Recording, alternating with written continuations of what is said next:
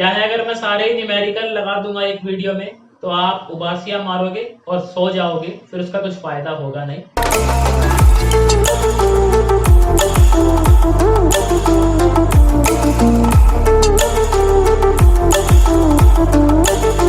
नमस्कार बच्चों, आप सभी का स्वागत है। मैं दिनेश शर्मा और आप देख रहे हैं इन्फिनिटी एजुकेशन। तो देखो, हमने लास्ट जो क्लास करी थी, कहां तक करे थे क्वेश्चन बताओ? 25 तक करे थे क्या? आज अपन करेंगे 26 से लेके 50 तक। वो कल वीडियो नहीं आई तो उसका रीजन है कैमरे में थोड़ा सा मिस्टेक हो गया था। अभी सही चल रहा है कैमरा, तो अपनी वीडियो आएगी अब कंटिन्यूअस। तो क्वेश्चन नंबर 26 देखो क्या कह रहा है अपने से। कहता है in a mixture of A and B component show negative deviation. तो वो कैसा डेविएशन शो कर रहे हैं राउल्स लॉ से? Negative deviation. कब करते हैं नेगेटिव? चार ऑप्शन दिए बहुत ही खूबसूरत से। पहला ऑप्शन रीड करेंगे सारे मेरे साथ। A B interaction is stronger than A and B B. क्या यही बात होती है क्या? जब भी नेगेटिव डेविएशन होता है तो ए बी का जो इंटरेक्शन होता है वो स्ट्रॉन्ग होता है किससे? ए एंड बी बी से। तो पहला ऑप्शन ही फंस गया बेचारा। जेई में आया हुआ है, अभी देख लो। जो कहते हैं ना जेई मुश्किल होता है, भैया जेई मुश्किल होता है, ये होता है जेई। समझ रहे हो बात? बस कंसेप्ट होने चाहिए आपके। चलो बाकी ऑप्शनों को भी चेक कर ही लेते हैं, तो उससे और अपने को क्लियर हो जाएगा। कहता है A B interaction is weaker than A and B B. बिल्कुल गलत बात है जी, पॉजिटिव डेविएशन वाला केस है ये तो।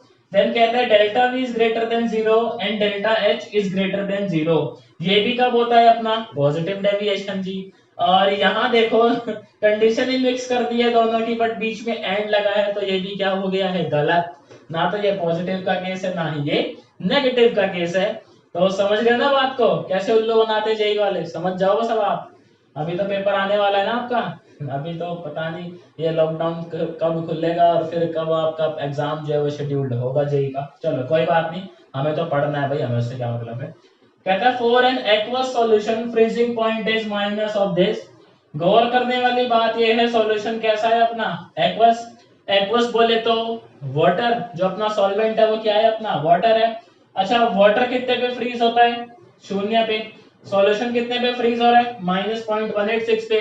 तो डिप्रेशन कितना है? क्या पूछ रहा हूं मैं आपसे? डिप्रेशन कितना है? बोलो मेरे साथ। Delta T F. Very good, 0.186। किसी को कोई दिक्कत है क्या इसके अंदर? कमेंट में बताना मेरे को जरूर से। कहता है elevation of boiling point of the same solution question mark. हमें उसी सॉल्यूशन का क्या बताना है? एलिवेशन इन बॉइलिंग पॉइंट, यानी डेल्टा टीबी की बात कर रहा है हमसे। तो देखो फार्मूला लगाएंगे, फार्मूला। तो अभी इसने सॉल्यूट के बारे में कुछ बताया नहीं है कि वो इलेक्ट्रोलाइट है कि नॉन इलेक्ट्रोलाइट है। तो हम क्या मान के चलते हैं उसे? Non electrolyte. नॉन इलेक्ट्रोलाइट में सबका मालिक क्या होता है? एक होता है। तो आई की वैल्यू हो गई 1 और डेल्टा टी एफ कितना अपना? 0.186। वेरी गुड, पुट कर देंगे इसको। आई 1 हो गया अपना। के एफ कितना की 1 है? बोलो यहाँ से, बोलो बोलो बोलो। 1.86। Very good. मोलैलिटी मुझे मालूम नहीं, भगवान जाने क्या आएगी। डेसिमल हटा देते हैं पहले, तो डेसिमल बड़े पंगे करते हैं। ये देखो 186 से 186 कैंसिल आउट, 100 से 100 कैंसिल आउट। तो अपनी मोलैलिटी आ गई 1/10। कितनी आ गई मोलैलिटी? 1/10। बहुत ही खूबसूरत आंसर। उसके बाद हम निकालेंगे डेल्टा टीबी। भगवान किसी को ना हो टीबी, बट हमें तो निकालना है डेल्टा टीबी। फिर से वही आई इंटू के बी इंटू एम। आई की वैल्यू फिर से क्या कंसिडर करोगे आप? 1 करोगे, सबका मालिक है एक। के बी की वैल्यू ये रही अपने पास 0.512 और मोलैलिटी कितनी? 1/10। एक डेसिमल और शिफ्ट कर देंगे, आ गया आंसर जी 0.0512 डिग्री। या केल्विन में भी लिख सकते हो, कोई दिक्कत नहीं। समझ गए? तो अपना आएगा डेल्टा टीवी की जो एलिवेशन है वो इतना डिग्री का होगा। दोनों क्वेश्चन सबको समझ आए क्या? इसी बात पे कमेंट करके मेरे को बताना। क्वेश्चन नंबर 28 रीड करेंगे, देखो सारे। क्या कह रहा है अपने से? Which of the following statement is false. हमें ये बताना है, चार स्टेटमेंट गिवन है हमें प्यारी प्यारी और हमें ये जज करना है कि कौन सी स्टेटमेंट जो है अपनी फॉल्स है। तो पहली स्टेटमेंट पढ़ेंगे। कहता है Raoult's law states that the vapour pressure of a component over a solution is proportional to its mole fraction. क्या राउल्स लॉ के मुताबिक जो वेपर प्रेशर होता है वो मोल फ्रैक्शन पे डिपेंड करता है? देखो हमने ये पढ़ा है कि जैसे पीए है वो क्या होता है अपना काई ए पी नॉट ए, तो यानी मतलब जो अपना प्रेशर है वो मोल फ्रैक्शन पे डिपेंड करता है। तो ये वाली स्टेटमेंट क्या है अपनी ट्रू है, और हमें क्या बतानी है फॉल्स बतानी है, तो ये तो आंसर होगा नहीं इसका। सेकेंड स्टेटमेंट देखो क्या कह रही है, the osmotic pressure of a solution is proportional to m where m is the molarity. Osmotic pressure का फॉर्मूला बताओ मेरे को क्या होता है CRT, और C का दूसरा नाम क्या होता है यहाँ पे मोलैरिटी। तो बात सही है कि जो अपना ऑस्मोटिक प्रेशर है यानी कि जो पाई है वो मोलैरिटी के डायरेक्टली प्रोपोर्शनल है। तो ये स्टेटमेंट भी क्या है अपना बोलो ट्रू है, तो हमें तो लेकिन फॉल्स बताना है। चलो भाई थर्ड स्टेटमेंट पे चलते हैं, सही है ना बात, अब दो तो मिलेगी तीसरी कोई देख ले, और तो क्या है। If the correct order for osmotic pressure for 0.01 molar aqueous solution of each compound is, कुछ कंपाउंड गिवन है, हमें इनका गिवन है ऑस्मोटिक प्रेशर का ऑर्डर, तो अब इसको जज करेंगे। देखो तीनों ही केस में अपने कंसंट्रेशन सेम है, आर की वैल्यू सेम रहने वाली है, टेम्परेचर सेम रहने वाला है, और जो जज करने का क्राइटेरिया वो किस पे आएगा सारा का सारा आई के ऊपर आएगा। इस केस में अपना आई की अगर वैल्यू निकालोगे तो आएगी 3, इस केस में आई की वैल्यू निकालोगे तो आएगी 2, इसमें आएगी 1 से तो बड़ी आएगी वो, लेकिन जो अपना आई है वो 2 से छोटा आएगा क्योंकि ये वीक इलेक्ट्रोलाइट है, और सुक्रोज के केस में आई अपना 1 आएगा क्योंकि ये नॉन इलेक्ट्रोलाइट है। तो ऑर्डर बिल्कुल करेक्ट है ये कि सबसे कम ऑस्मोटिक प्रेशर सुक्रोज का होगा, देन अपना एसिटिक एसिड, फिर अपने KCl भैया, देन BaCl2। तो ये वाली स्टेटमेंट भी क्या है अपनी ट्रू है, बट हमें क्या बतानी है फॉल्स। जब 3 ट्रू हो ही चुकी है तो चौथी बेचारी क्या बची होगी फॉल्स। चलो इसको भी पहले जज कर लेते हैं। कहता है two sucrose solution of same molarity, molarity क्या गिवन है दोनों की same, prepared in different solvents will have the same freezing point। तो देखो हम डेल्टा TF का अगर एक्सप्रेशन देखते हैं तो वो क्या होता है IKF इंटू M। अब वो कह रहा है भाई आपका सुक्रोज है, तो सुक्रोज नॉन इलेक्ट्रोलाइट होता है, तो I की वैल्यू तो 1 कर दो यानी इसको हटा दूं मैं। सेम मोलैरिटी है, मोलैरिटी दोनों में फिक्स है, तो डेल्टा TF जो है सीधा सीधा किस पे डिपेंड कर रहा है KF पे। और शायद से मैं आपको ये 10 बार बता चुका हूँ KF किसकी प्रॉपर्टी होती है सॉल्वेंट की, किसकी होती है बोलो सॉल्वेंट की होती है नहीं होती।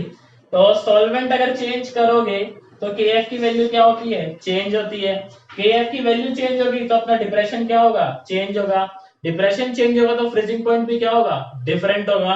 लेकिन स्टेटमेंट कह रही है कि फ्रीजिंग पॉइंट क्या होगा सेम होगा, इसका मतलब यही है वो मुजरिम। तो ये वाली स्टेटमेंट क्या है अपनी फॉल्स।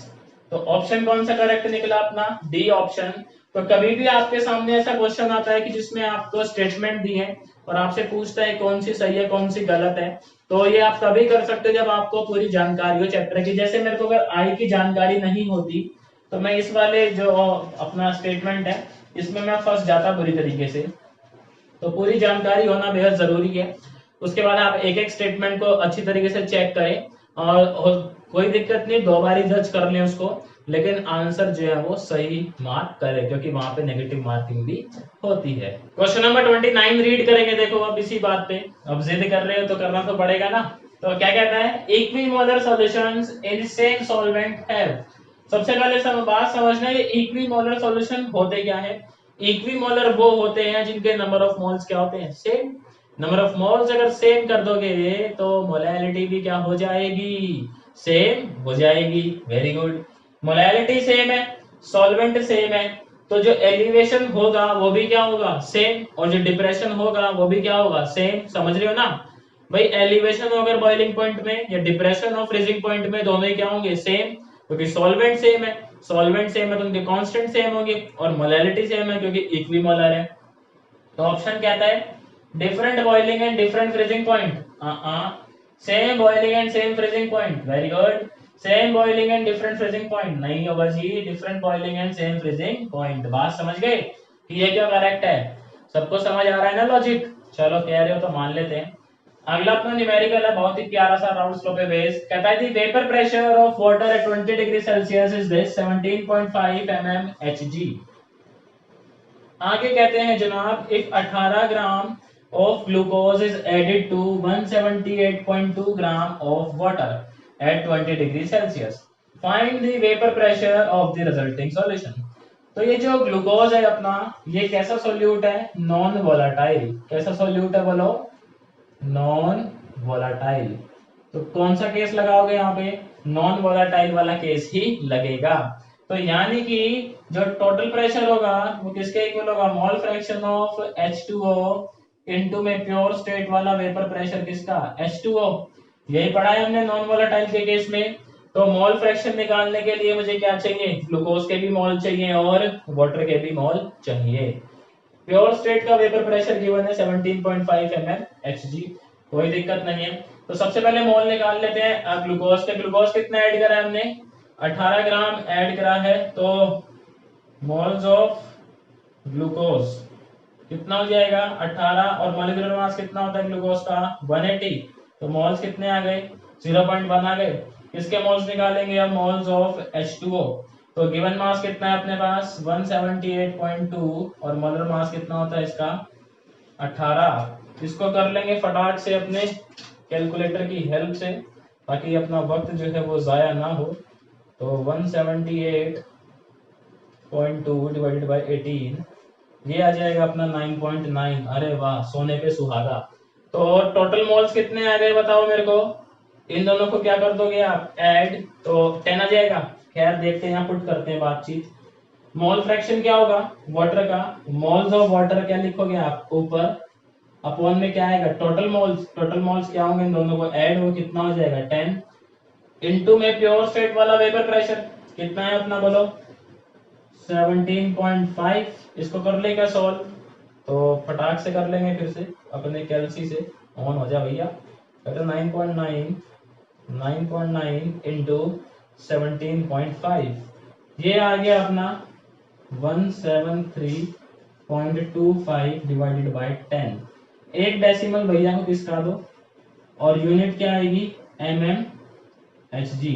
अब आप एक बात समझना, देखो जब प्योर वाटर था अपना, तो वेपर प्रेशर कितना था उसका? 17.5। जब हमने उसके अंदर सॉल्यूट ऐड करा तो वेपर प्रेशर कितना हो गया? 17.3। देख रहे हो? तो हमने ये बात पढ़ी थी कि अगर आप सॉल्वेंट के अंदर सॉल्यूट ऐड करते हो तो उसका वेपर प्रेशर क्या हो जाता है? कम। और यहाँ पे ये बात दिखाई भी दे रही है, ग्लूकोज मिलाने से पहले वेपर प्रेशर था ये, और ग्लूकोज मिलाने के बाद जो वेपर प्रेशर है वो ये है। और हम साफ साफ देख सकते हैं 17.3 छोटा होता है किससे? 17.5 से। क्वेश्चन नंबर 31 रीड करते हैं। देखो कहता है at 80 degree Celsius the vapour pressure of pure liquid A is 520 mmHg। Pure liquid की बात कर रहा है ना, तो ये P नॉट ए है, ध्यान रखना। तो मैं डेटा लिख लू क्या? P नॉट ए कितना गिवन है मुझे? 520 mmHg। Very good. कहता है and that of pure liquid B is 1000 mmHg। तो ये क्या गिवन अपने को बोलो? P नॉट बी, तो ये अपने को 1000 mmHg। शाबाश। कहता है if a mixture of A and B boils at 80 degree Celsius and 1 atm pressure, तो यानी टोटल प्रेशर कितना गिवन है A और B का? 1 atm। अब atm और mmHg में क्या रिश्ता? एक atm अपना बराबर होता है 760 mmHg। तो यानी जो टोटल प्रेशर है सॉल्यूशन का वो कितना गिवन है हमें? 760 mmHg। कहता है find the amount of A in the mixture. इस डेटा के साथ आप हमें ये बताएं कि जो सॉल्यूशन है उसके अंदर अपना A कितना प्रेजेंट है। तो इसमें देखो क्या करेंगे, राउंड स्लो लगाएंगे अपना वोलेटाइल वाला, क्योंकि तो दोनों ही वोलेटाइल है इस बारी, सॉल्यूट और सॉल्वेंट। हम ये जानते हैं राउंड्स भैया के मुताबिक पीटी क्या होता है? Mole fraction of A P naught A plus mole fraction of B P naught B. लेकिन हमारे पास एक निंजा टेक्निक से ये भी मालूम है कि mole fraction of A plus mole fraction of B का सम कितना होता है? 1 होता है। तो हम मोल फ्रैक्शन ऑफ बी को कैसे लिख सकते हैं बताइए? 1 माइनस मोल फ्रैक्शन ऑफ ए। तो अब यहाँ पे कार्रवाई करेंगे तो पीटी कितना गिवन है 760, मोल फ्रैक्शन ऑफ ए नहीं ज्ञात, पीए कितना गिवन है 520, 420 होना चाहिए था इससे, और लाइन थोड़ी मिटा देते हैं तकलीफ देगी अभी। और मोल फ्रैक्शन ऑफ बी हम क्या लिख सकते हैं 1 माइनस मोल फ्रैक्शन ऑफ ए, और पी नॉट भी कितना गिवन अपने को 1000। तो यहाँ देखिए 10 कॉमन ले लेते हैं, अपना एक जीरो जो है वो कैंसिल आउट हो जाएगा। यहाँ कितना बचेगा 52 मोल फ्रैक्शन ऑफ ए। यहाँ क्या बचेगा 1 माइनस काई ए 100, क्योंकि हमने 10 कैरी किया पूरे में से कॉमन, और एक जीरो से एक जीरो कैंसिल आउट, तो यहाँ बचा 76, यहाँ आया 52 मोल फ्रैक्शन ऑफ ए, मल्टीप्लाई कर देते हैं, यह जाएगा 100 माइनस 100 मोल फ्रैक्शन ऑफ ए। तो अब देखो क्या किया जा सकता है, ये जो 100 है इसको ले आओ इधर, तो 76 माइनस 100, ये 52 है, ये 100 है, कितना बचेगा -48 काई ए। अब लगा देते हैं बीच में दीवार, 76 में से 76 में से 100 गए तो कितने बचेंगे -24, यहाँ क्या बचा हुआ है अपना -48 काई ए, माइनस से माइनस कैंसिल आउट, काई ए कितना आ गया अपना 1/2 यानी कि 0.5। तो ए का मोल फ्रैक्शन कितना है अपना सॉल्यूशन में 0.5। और अगर हम बात करें परसेंटेज ऑफ ए, तो मोल फ्रैक्शन को मैंने बताया हुआ है आपको, 100 से क्या कर देते हैं हम मल्टीप्लाई, तो 0.5 को अगर मैं 100 से मल्टीप्लाई करता हूँ तो इसका मतलब ये मालूम चलता है कि पूरे जो मिक्सचर है अपना ए और बी का, उसमें 50% जो है वो ए की हिस्सेदारी है, और 50% ही जो अपना बी है उसकी हिस्सेदारी है। आप लोगों को समझ आया कमेंट जरूर करना और लाइक कर देना समझ आ गया तो। क्वेश्चन नंबर 32 रीड करेंगे सबके सब। क्या कह रहा है अपने से, बहुत ही बढ़िया क्वेश्चन है, ये भी जेई का ही है। कहता है two liquids x and y forms ideal solution at 300 kelvin. तो ये दो x और y बंद है, ये मिलके क्या बना रहे हैं अपना आइडियल सॉल्यूशन बना रहे हैं। आगे कहता है vapour pressure of the solution containing 1 mole of x।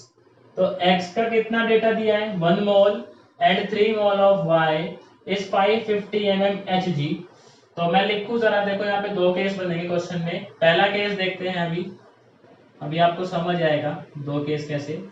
पहले केस में मेरे को मोल दिए हैं किसके x के कितने 1, y के कितने 3, और हमें क्या दिया है टोटल प्रेशर, तो PT गिवन है हमें कितना 550।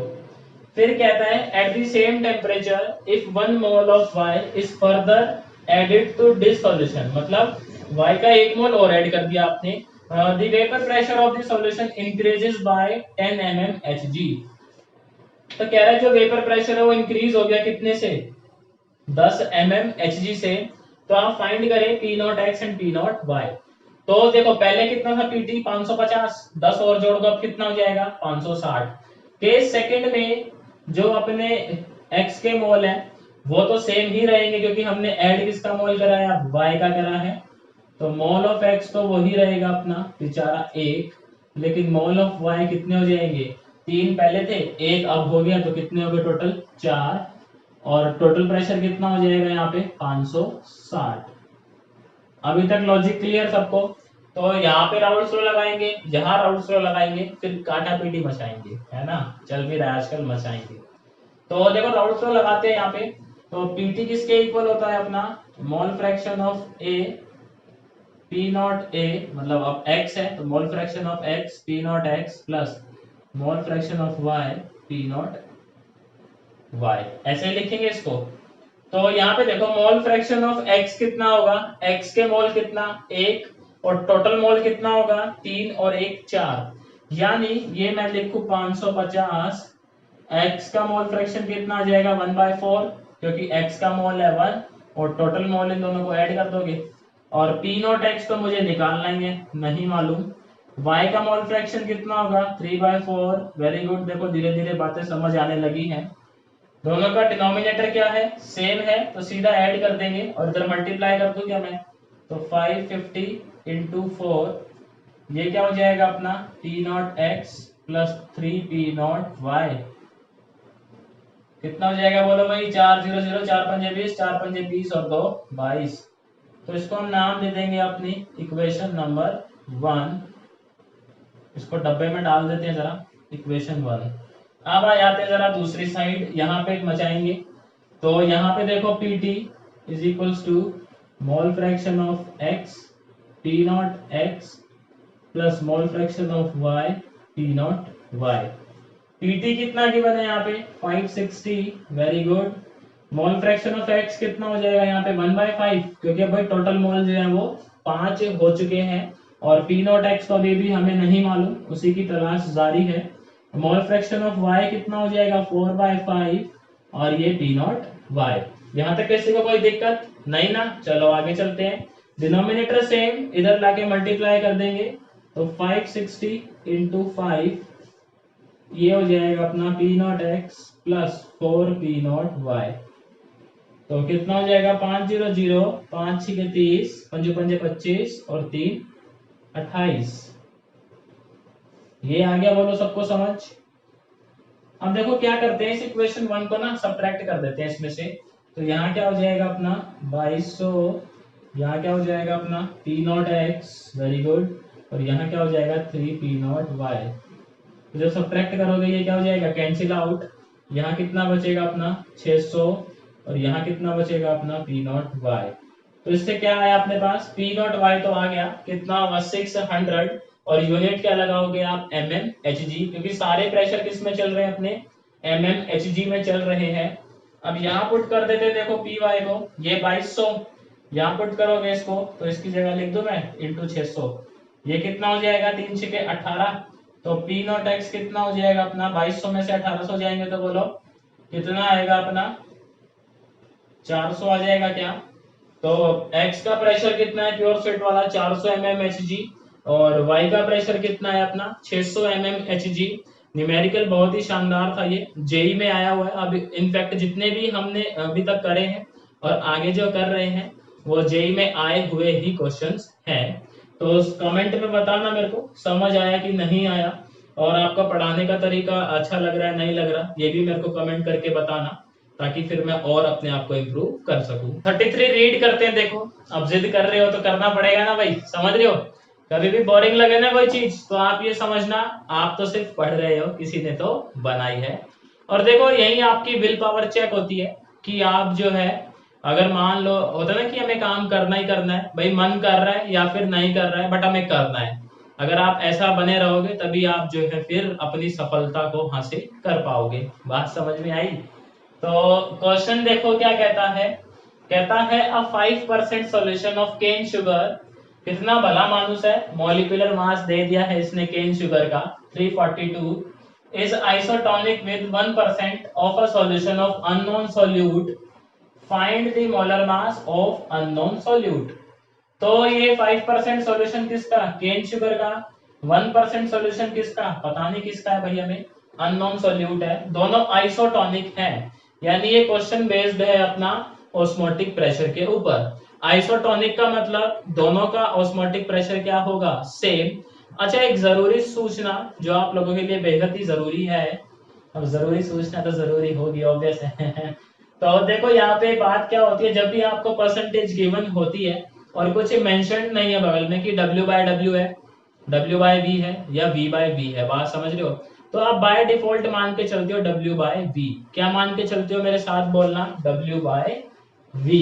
किसी भी पेपर में जाओ, ऑस्मोटिक प्रेशर वाले क्वेश्चंस के लिए है बस ये, जहां भी ऑस्मोटिक प्रेशर का क्वेश्चन है और आपको नहीं गिवन कि W/W है, W/V है या V/V है, तो आप अपने मन से क्या मानोगे उसको, W/V।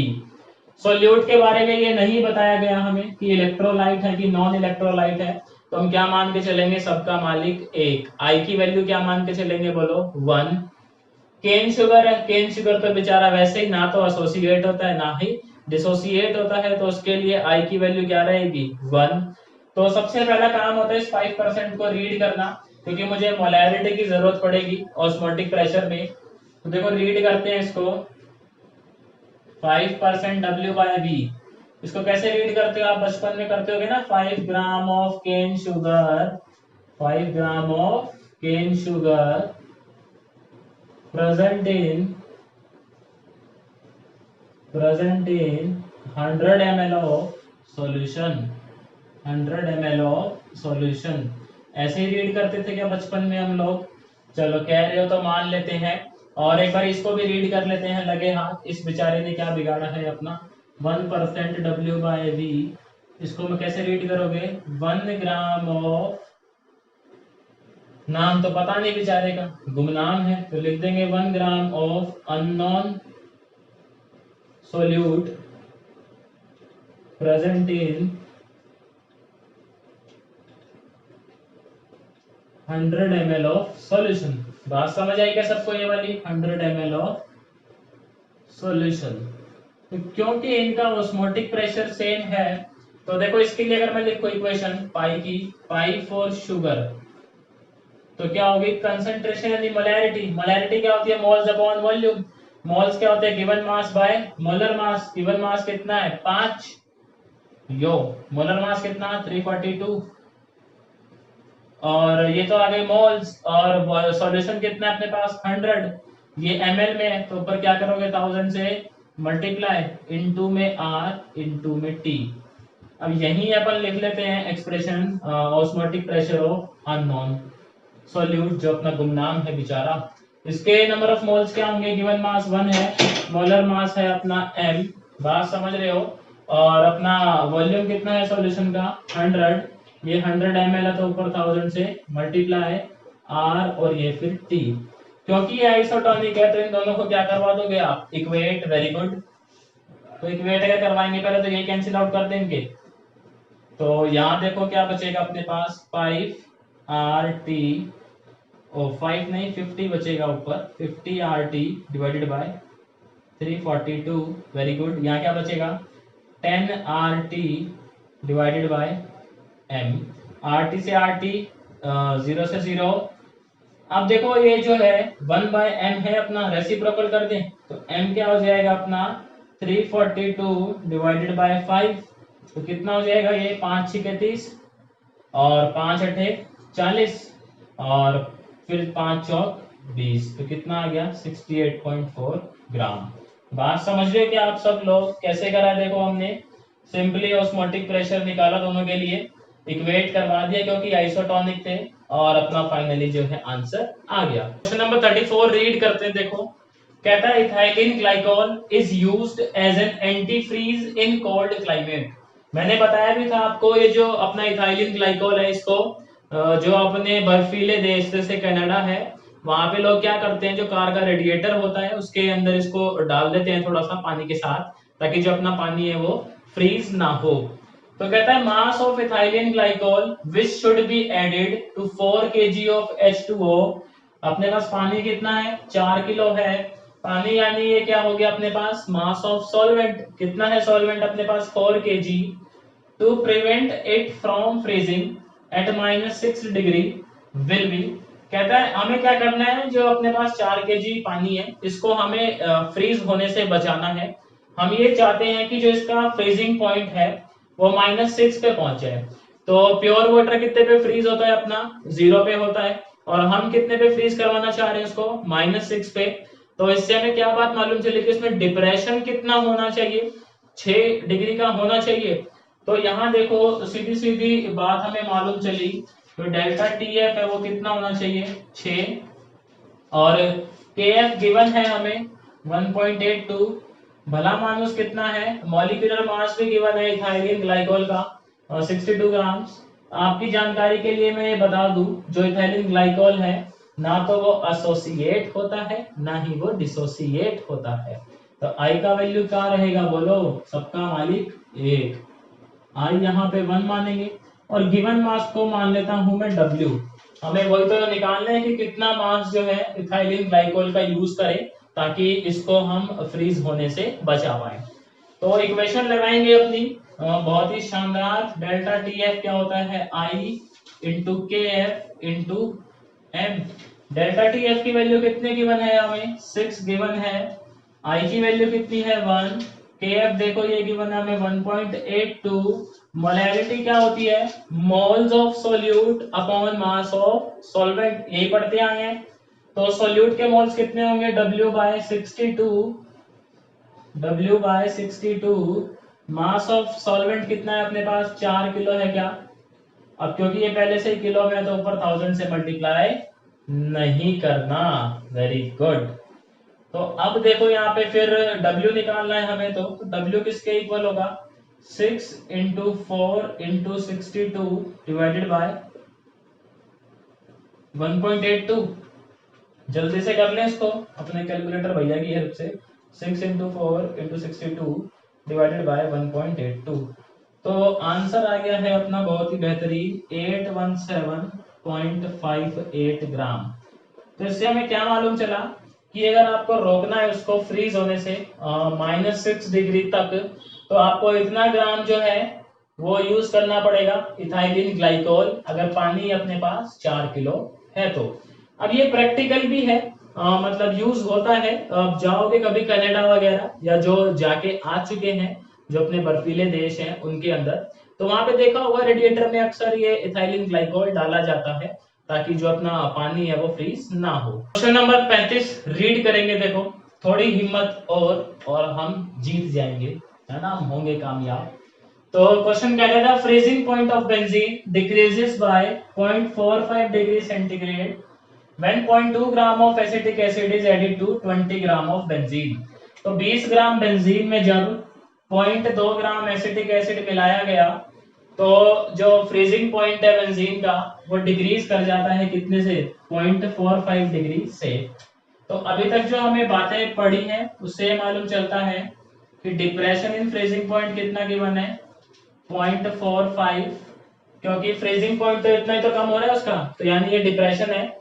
और एसिटिक एसिड कितना ऐड कर रहे हो आप, तो ये W है, आप एसिटिक एसिड ऐड कर रहे हो 0.2 ग्राम, और कितने ग्राम बेंजीन में ऐड कर रहे हो, 20 ग्राम बेंजीन में।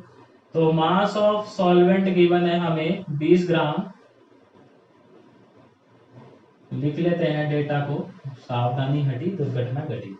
कहता है acetic acid associates to form dimer in benzene, जो एसिटिक एसिड है वो बेंजीन में क्या बना रहा है, डाइमर। तो N की वैल्यू कितनी हो गई, 2।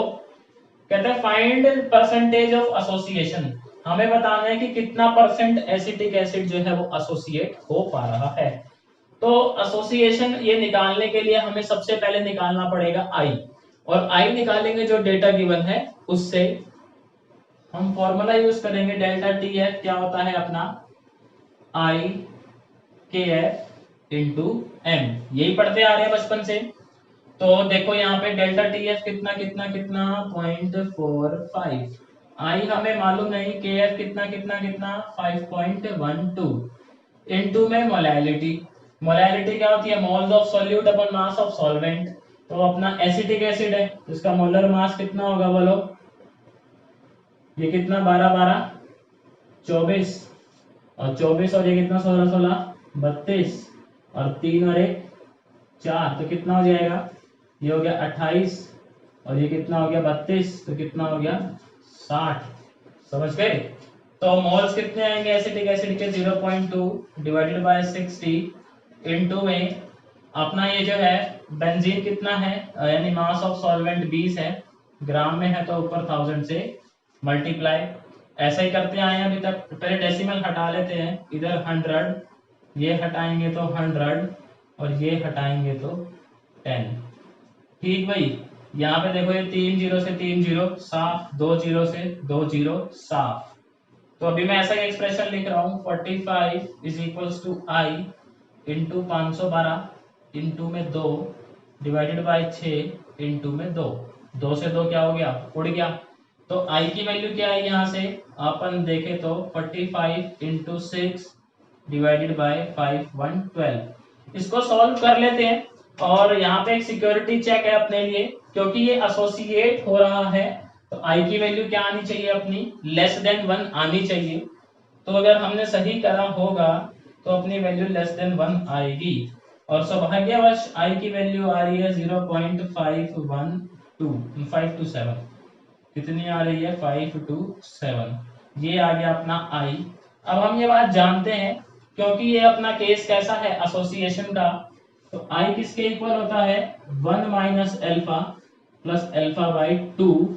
यहाँ पे n होता है, लेकिन यहाँ पे n कितना गिवन है, 2 गिवन है, डाइमर बना रहा है, तो यहाँ पे 2 पुट कर देंगे। देखो उसको, अब जो है आई की वैल्यू कितनी है, 0.527, तो 0.527 और ये अपना 1 माइनस एल्फा बाई 2, तो अल्फा बाय 2 को ले आओ इधर और इसको ले जाओ उधर, 1 minus 0.527 alpha by 2 is equals to कितना हो जाएगा, ये 0.37 और 4, अल्फा कितना हो जाएगा अपना, 2 से मल्टीप्लाई तो 0.6 और दूसरा तो 14, 2 6 8 और 1 9। अब परसेंटेज पूछिए, तो अल्फा को अगर मैं 100 से मल्टीप्लाई कर दूं तो क्या आ जाएगी मेरे पास परसेंटेज, तो परसेंटेज कितनी हो जाएगी, 94.6%। तो इसका मतलब जो एसिटिक एसिड है वो 94.6% एसोसिएट हो पा रहा है, बाकी बचा हुआ जो है वो एसोसिएट नहीं हो रहा। बात आई समझ? ये इंपॉर्टेंट टाइप है अपने न्यूमेरिकल का, कि जिसमें हमसे परसेंटेज ऑफ एसोसिएशन, ऐसी परसेंटेज ऑफ डिसोसिएशन भी पूछ लेता है। हम वो शायद से कवर कर चुके हैं, और नहीं किया हुआ तो आने वाले न्यूमेरिकल्स में उसको कवर कर लेंगे, तो कोई चिंता की बात नहीं है, सारे टाइप के न्यूमेरिकल कवर करूंगा मैं, बेफिक्र रहो, बस आप तो पढ़ते चलो मेरे साथ। क्वेश्चन नंबर 36 रीड करते हैं। देखो कहता है the elevation in boiling point when 13.44 gram of CuCl2 are added to 1 kg of water is. हमसे एलिवेशन इन बॉइलिंग पॉइंट पूछ रहा है और अपना सॉल्यूट क्या है, CuCl2। तो यहाँ पे ये इलेक्ट्रोलाइट है। देखो जब CuCl2 डिसोसिएट होता है तो क्या बनाता है रे, Cu2 plus plus 2Cl minus, तो I का वैल्यू कितना हो गया, अरे बोलो 3 हो गया। बस यही चीज है यहाँ पे ध्यान देने वाली, बाकी तो न्यूमेरिकल में कोई दम नहीं है। तो यहाँ पे देखो भला मानुस से बहुत ही मोलर मास दिया हुआ है, और मजे की बात बताऊं, जेई एडवांस का क्वेश्चन है ये। जो कहते ना अरे भैया जेई एडवांस बहुत मुश्किल है, नहीं होता, ये जेई एडवांस है, देख लो, देख लो तुम्हारे सामने है जेई एडवांस। तो हमें निकालना है डेल्टा टीबी। क्या निकालना है, डेल्टा टीबी, आई इंटू के बी इंटू एम। क्या हमें आई की वैल्यू मालूम है, बिल्कुल मालूम है जी, 3। के बी देखो ये गिवन है 0.52, और अभी मिटानी पड़ेगी लाइन फिर से। मोलैलिटी क्या होती है, moles of solute, given mass कितना है अपना 13.44, मोलर मास कितना है 134.44, हाँ, और मास ऑफ सॉल्वेंट कितना है 1 kg, तो 1000 से मल्टीप्लाई करने की जरूरत नहीं है। आप देखो जेई एडवांस वाले इतने भले आदमी होते हैं, कैलकुलेशन भी ऐसी देते हैं एकदम लॉलीपॉप। यहां से यहां जब जाएगा तो नीचे क्या बचेगा, 10 बचेगा, नीचे क्या बच जाएगा अपना 10 बच जाएगा, क्या बोलो। तो अब देखो यहाँ पे बस इसको मल्टीप्लाई कर लेते हैं जस्ट, तो कितना हो जाएगा ये, 3 दूनी 6, 3 पंजे 15 और डिवाइडेड बाय कितना है अपना 10, तो आंसर कितना आ गया 0.156। तो कितना जो है अपना बॉइलिंग पॉइंट में एलिवेशन होगा 0.156 डिग्री सेल्सियस। समझ में आया क्या क्वेश्चन सब बच्चों को? कमेंट करके बताना। जेई एडवांस लग रहा है ना आसान, देखा अपने साथ रहोगे तो आसान ही लगेगा सब। चलो अगले सवाल पे आते हैं। कहता है the freezing point of a solution containing 0.1 gram of हमारा favourite compound in 100 gram of water. इसमें भी सारा आई का खेल है। जिन्होंने मेरी वेंटो फैक्टर वाली वीडियो देखी है, ये कैसे डिसोसिएट होता है, देखो इसको अलग से डिसोसिएट करवा लेते हैं बेचारे को। ये होता है ऐसे, ओए होए मजा ही आ गया, 3K plus plus FeCN6 3 minus आई कितना हो गया यहाँ पे 4। बस सारा खेल आई का है, आई से निकाल लिए तो आंसर तो ऐसे लगा के आओगे आप जैसे एकदम लल्लन टॉप, ओके की रिपोर्ट चलेगी सारी। तो डेल्टा क्या निकालना है हमें, फ्रीजिंग पॉइंट निकालना, तो पहले निकालेंगे डेल्टा TF। वो क्या होगा अपना आई KF इंटू एम। आई कितना है अपने पास 4, KF कितना है अपने पास 1.86। मोलैलिटी क्या होती है, moles of solute, given mass कितना है 0.1, मोलर मास कितना गिवन है देखो आपको 329। सारा डेटा देता है, ऐसा नहीं आपके साथ भेदभाव करेगा कोई। सॉल्वेंट कितना है अपने पास 100, तो ऊपर क्या कर देंगे 1000 से मल्टीप्लाई, डेसिमल हटा लेते हैं, 1000 से 1000, हैप्पी बर्थडे टू यू, ये भी हटा देते हैं तो एक 100 और लगा देंगे नीचे। अभी इसको मैं कैलकुलेटर से कर लेता हूँ, जल्दी हो जाएगा अपना काम। 4 इंटू 186 डिवाइडेड बाय 329, तो ये आ गया है अपना डेल्टा टी एफ, और ये है अपना 2.26 डिवाइडेड बाय 100, तो कितना हो जाएगा 0.0226। तो अगर ये अपना फ्रीज डिप्रेशन है, फ्रीजिंग पॉइंट में प्योर वाटर का कितना होता है, 0 होता है, तो सॉल्यूशन कितने पे होएगा, बस माइनस लगा दो। आप समझ रहे हैं ना, फ्रीजिंग पॉइंट कैसे निकालोगे, माइनस लगा दो भैया, तो 0 पे ही तो होता है, इतना डिप्रेशन है, इतना काम करना है। समझ आया कि नहीं आया, जे एडवांस का क्वेश्चन थे दोनों, समझ गए बात। तो चलो नेक्स्ट पे मूव करें फिर। तो अब देखो थोड़े से ना फिल इन द ब्लैंक कर लेते हैं, ताकि आपको भी बोरियत थोड़ी कम हो। क्या है, अगर मैं सारे ही न्यूमेरिकल लगा दूंगा एक वीडियो में, तो आप उबासियां मारोगे और सो जाओगे, फिर उसका कुछ फायदा होगा नहीं। तो मैंने सोचा है भी थोड़े fill in the blank cover करता हूँ। बाकी जो न्यूमेरिकल है अभी है ना, अपने 2 वीडियो और आएंगी, 51 से 75 और 75 टू 100, थोड़े थोड़े उनके बीच में डिस्ट्रीब्यूट कर देंगे और फिल इन द ब्लैंक डालेंगे और अपने ट्रू फॉल्स डालेंगे और पैसेज वाला भी क्वेश्चन देखेंगे। तो थोड़ा सा आपको नींद नहीं आएगी और जगे रहोगे, एक्टिवली पार्टिसिपेट करोगे।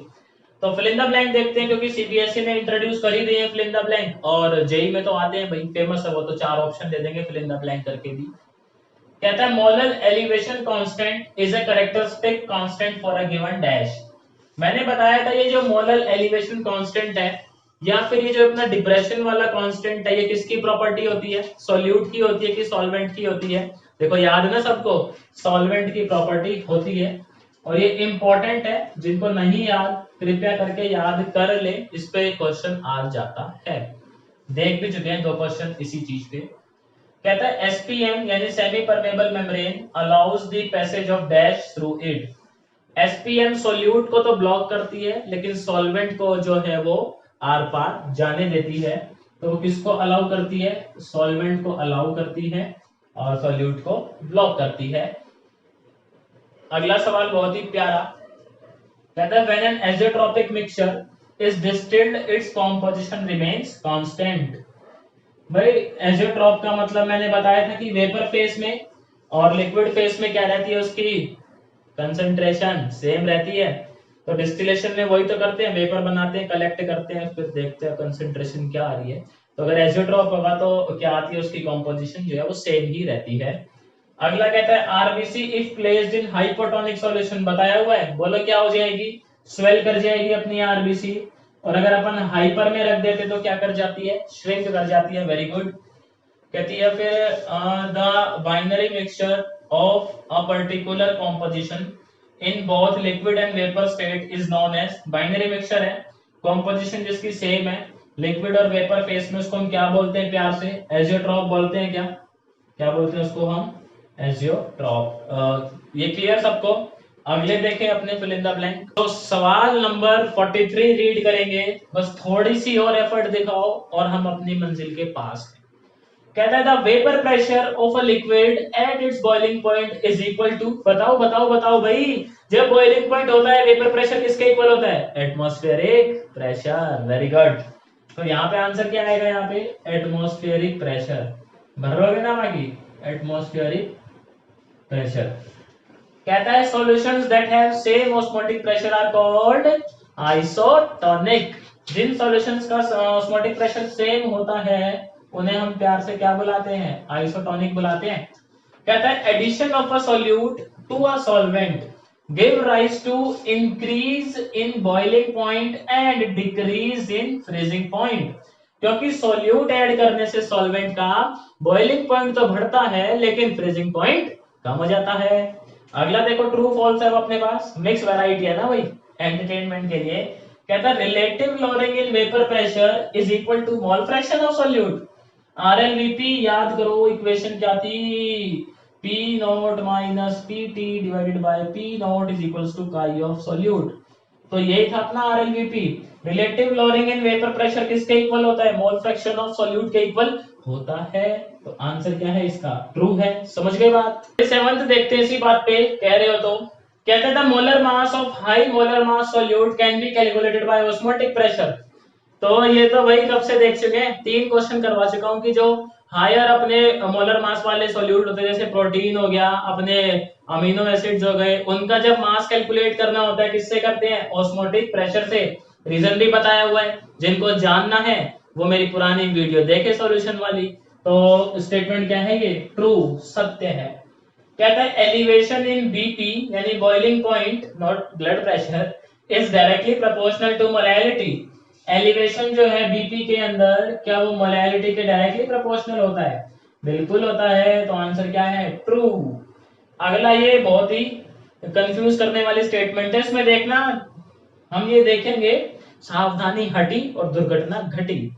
कहता है for two solution to be isotonic C1 is equals to C2 in all the cases। क्या ये सही बात है? अगर मेरा C1 C2 के इक्वल होगा तो सॉल्यूशन आइसोटोनिक होंगे। देखो हम ये बात जानते हैं, पाई क्या होता है, ICRT। आई को ना भूल जाना वरना गड़बड़ कर दोगे काम। ये पाई A ये पाई B मान लेता हूँ, ये ICA1C2RT। ये तो कह रहा है वो सेम ही हटा दो आप। अब अगर ये आइसोटोनिक है, अगर सॉल्यूशन क्या है अपने आइसोटोनिक है, तो ये जो अगर हम RT को हटा भी देते तो IC का प्रोडक्ट इक्वल होना चाहिए। क्या होना चाहिए, इक्वल IC का। चलो I को हटा दो तो फिर C इंटू T का प्रोडक्ट इक्वल होना चाहिए। तो जरूरी नहीं है कि अगर कंसंट्रेशन सेम है तो आपका सॉल्यूशन भी क्या होगा, आइसोटोनिक होगा। समझ गए बात क्या कह रहा हूं मैं? जरूरी नहीं है कि अगर आपका कंसंट्रेशन इक्वल है तो आइसोटोनिक होगा। हो भी सकता है और नहीं भी हो सकता। इसने ये नहीं बोला मे और मे नॉट, इसने बोला in all the cases. All the cases में तो गलत है भाई, ये फॉल्स है स्टेटमेंट। कमेंट में बताना समझ आई कि नहीं है आप लोगों को। कहता है liquid with high vapour pressure, oh high लिखना भूल गए, हाई है बीच में।